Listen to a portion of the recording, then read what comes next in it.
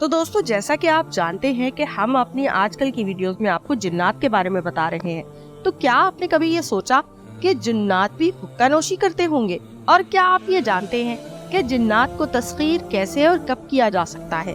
تو ہم آج کی ویڈیو میں آپ کو اس بارے میں بتائیں گے، جنات اور حقہ نوشی۔ شیخ تاج محمد ولد شیخ غلام سرور کشمیر روڈ مانسہرہ ضلع ہزارہ کا بیان ملاحظہ ہو۔ مانسہرہ شہر میں آپ کے کافی پروانے ہیں، ان میں سے چند میرے ہم مجلس بھی ہیں۔ انہوں نے مجھے مجبور کیا کہ میں آپ کے مضامین ضرور پڑھا کروں۔ شروع میں تو آپ کے مضامین پڑھ کر مجھے شبہ ہوا کہ آپ خدا نخواستہ پاگل واقع ہوئے ہیں۔ پھر میں نے آپ کی چند ہدایتوں پر عمل کرنا چاہا تو ہمت جواب دینے لگی۔ آخر میں نے آپ کے ارشادات کا بغور مطالعہ شروع کیا اور آپ کی ہدایت پر سوتے وقت یہ فکرہ دہرانا شروع کیا کہ میری ذہنی حالت روز بروز بہتر سے بہتر ہوتی چلی جا رہی ہے۔ میں نے یہ فکرہ دہرانا شروع کیا تو خدا کے فضل سے بہت سی آسانیاں پیدا ہو گئیں۔ پھر بھی میں براہ راست آپ سے خط و کتابت کی ہمت نہ کر سکا اور ان مہربانوں سے کہا کہ واقعی اگر آپ رئیس صاحب کو جانتے ہیں تو میرے لیے ان سے کوئی حکم حاصل کر لیجئے۔ انہوں نے کہا تم باوضو ہو کر بسم اللہ کے بعد الرافع کا ورد کیا کرو۔ اس اسم کے پڑھنے سے مجھے اتنے فائدے ہوئے کہ بیان ممکن نہیں۔ 2-3 روز ہوئے کہ میں اپنے ایک دوست سے ملنے ایبٹ آباد گیا۔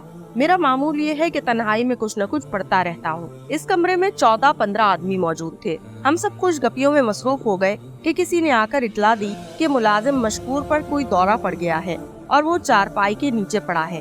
سب اسے دیکھنے لگے۔ دیکھا کہ مشکور کے ہوش و حواس بالکل غائب ہے، نبض تیز ہے 12 درجے سے زائد، انگوٹھے ہتھیلی پر زہرہ کے ابھار پر گڑے ہوئے ہیں اور اس شدت سے کہ 4 آدمی بھی انہیں زور لگا کر نہیں کھول سکتے۔ میں باوضو بھی تھا اور وظیفے کا عامل بھی۔ فوراً آپ کا ارشاد یاد آیا کہ انسان میں سب طرح کی قدرت ہے اور وہ سب کچھ کر سکتا ہے۔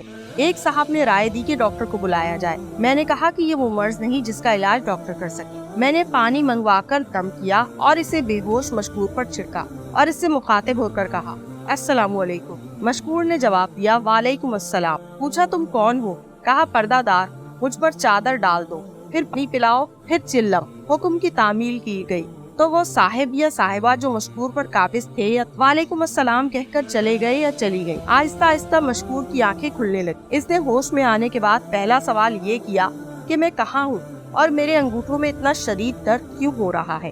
اپنے خط مورخہ 16 اگست 1972 کے آخر میں انہوں نے سوال کیا ہے کہ کیا جن بھی حقہ پیتے ہیں؟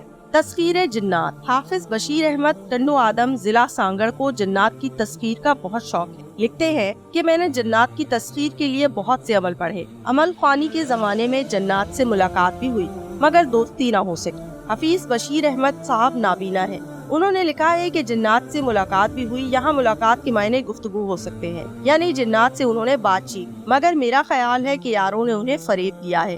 نابینا ہونے کے سبب وہ کسی کو دیکھ تو سکتے نہیں۔ یقیناً ان کو دوستوں نے جن کے لہجے میں گفتگو، وہ اپنی سادہ دلی کے سبب یہ سمجھے کہ یہ خود آجی مخلوق ہم کلام ہے۔ بہت سے حضرات تسخیر جن کے چکر میں مبتلا ہو۔ مولانا اشرف علی تھانوی نے کہیں لکھا ہے کہ انہوں نے کسی بزرگ سے تسخیر جنات کے عملیات کے بارے میں سوال کیا۔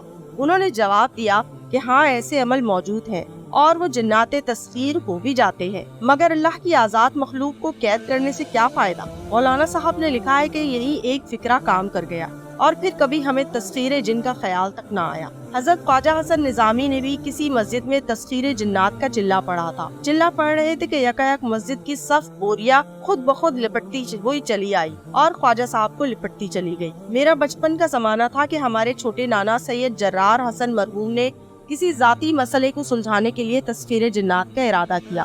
مجھے یاد ہے کہ وہ اس زمانے میں سلے ہوئے کپڑے پہننے کے بجائے احرام باندھتے اور چپل پہنتے۔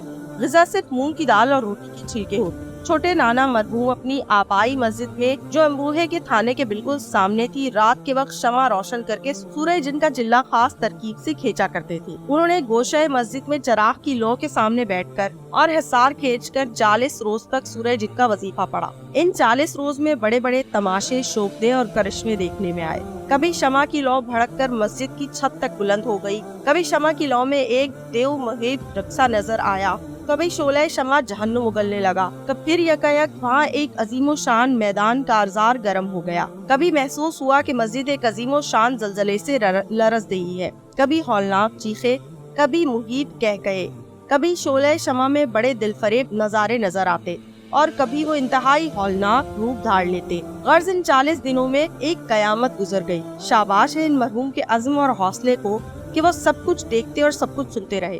آخر 40ویں دن خدا خدا کر کے چلہ ختم ہوا، دیوار شک ہوئی اور ایک سبز بزرگ دیوار مسجد سے برآمد ہوئے۔ یہ وہی بزرگ تھے جن کو پھانسنے کے لیے 40 روز تک یہ سختی کھینچی گئی۔ ان بزرگوار سے کچھ عہد و پیما ہوئے اور میں نے سنا ہے کہ ان بزرگ نے تاؤں مرحوم کا ساتھ نبھایا۔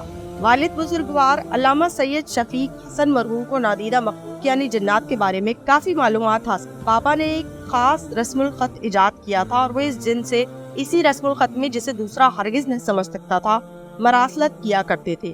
بارہا بابا مرحوم سے ان جن کے بارے میں اس دن سے ہمارا خاندانی تعلق قائم ہو گیا تھا۔ میری والدہ سیدہ نرجس خاتون، میری خالہ سیدہ راضیہ خاتون اور میری چھوٹی خالہ سیدہ مطہرہ خاتون ان حضرت کی عنایات سے اکثر مشرف ہوئی ہے۔ والد مرحوم فرمایا کرتے تھے کہ جنات کی تخلیق آدم سے قبل ہوئی ہے۔ قرآن مجید سے بھی اس کا ثبوت ملتا ہے۔ تخلیق آدم کے بعد بارگاہ حق تعالیٰ سے فرشتوں کو حکم ملا کہ اس خاک کے پتلے کو سجدہ کرو۔ شیطان نے اپنی کثرت عبادت کے سبب زمرہ ملائکہ میں شامل ہو گیا تھا، حالانکہ جن تھا۔ آدم کو سجدہ کرنے سے انکار کیا اور عذر یہ پیش کیا کہ میں آگ سے بنا ہوئی مٹی سے، آگ مٹی کو کس طرح سجدہ کر سکتی ہے؟ جنات کی تخلیق آگ سے ہوئی ہے۔ تو دوستوں، امید کرتے ہیں کہ ہماری آج کی ویڈیو آپ کو پسند آئی۔ اگر آپ کو ہماری آج کی ویڈیو پسند آئی تو ہمارے چینل معلومات کو لائک کیجیے اور شیئر کیجیے اور بیل آئیکن کو دبانا بالکل مت، تاکہ آنے والی ہر نئی ویڈیو کی نوٹیفیکیشن آپ کو مل سکے۔ اللہ حافظ۔